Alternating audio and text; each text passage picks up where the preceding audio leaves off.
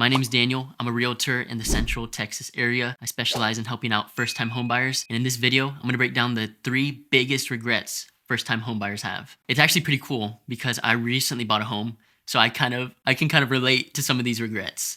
Regret number 1, I bought a home but didn't realize how much the monthly cost would come out to after closing. Everybody's good at running numbers and figuring out what it could potentially cost to move into a home, but oftentimes you miss out on the small things that add up. Things like getting your trash picked up, HOA increases, pest control, maybe some repairs you need to make. It all adds up little by little. It creeps up on you. There's a saying, you can't change what you don't track. So for me, I like having this little sheet of paper on my refrigerator that has all my monthly utilities for the past month, so that I'm kind of aware of what's going on. Maybe I won't be singing in the shower as long, so I can save some money.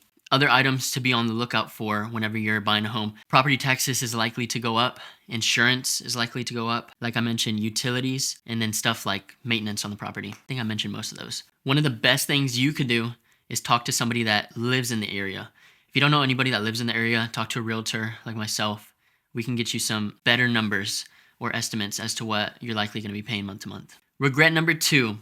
I bought a home, but I forgot to think about how long I was actually going to stay. A lot of people don't consider how long they're going to be living at a property. One of the first things I tell first-time home buyers is if you're not planning to live in the home more than 5 years, I would strongly reconsider buying a home. I know that sounds crazy for a realtor telling somebody that. One thing I have to remind myself often is our real estate group is all about people over production. So yes, maybe this person wants to buy a home, they're able to buy a home, but maybe they're looking to move in the next 2 years.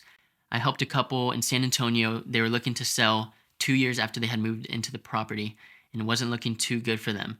So it's really important you consider how long you're going to be staying in a certain neighborhood or a certain home. You need to be thinking about job changes. Are you planning to have a family? What about the commute length? Are you able to tolerate it now? Well, how about over 6 years? It adds up. Selling too early often leads to losing money. It's just the reality of the real estate market. Real estate is a slow burner. In most cases, you have to be in a home for a minimum of 5 years to even break even. Just be on the lookout for that.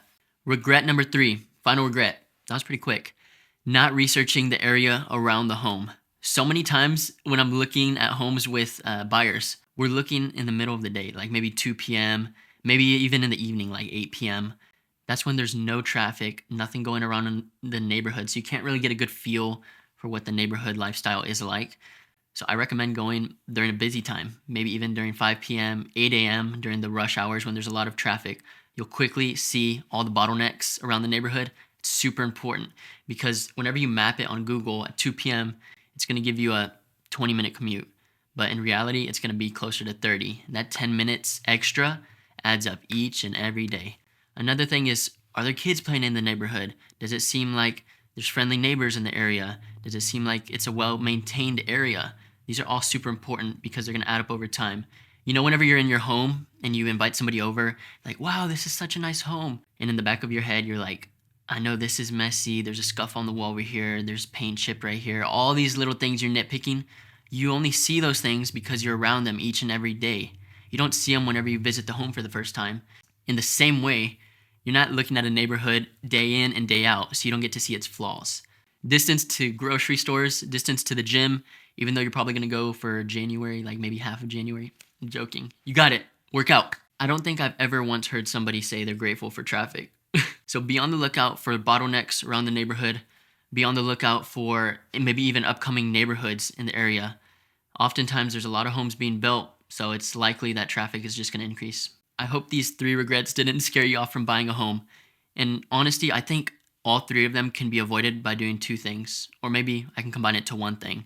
Having a realistically long-term mindset. So that means thinking ahead, but being realistic about thinking ahead. It's not going to be flowers and roses down the line. There's going to be issues with the home. There's going to be issues with the neighborhood. Potential problems with the home don't need to be scary. Potential problems with the neighborhood shouldn't scare you. Just be realistic. Remember, you can renovate a house, but you can't renovate a neighborhood. Picking the neighborhood is arguably more important sometimes than picking the best house. Have you ever been to an event where you're on your own and it feels really scary and weird, and then you go to the same event with some friends and it's like the best time ever? A lot has to do with the people you surround yourself with. So surrounding yourself with some good neighbors. can go a long way, even further than a super nice house. Okay, I'm gonna stop my rant. If you're interested in buying a home or figuring out if you can buy a home, I want you to text HOME to 512-787-4204. Chances are you can or are pretty close to being able to buy a home. This is your year. Make it happen.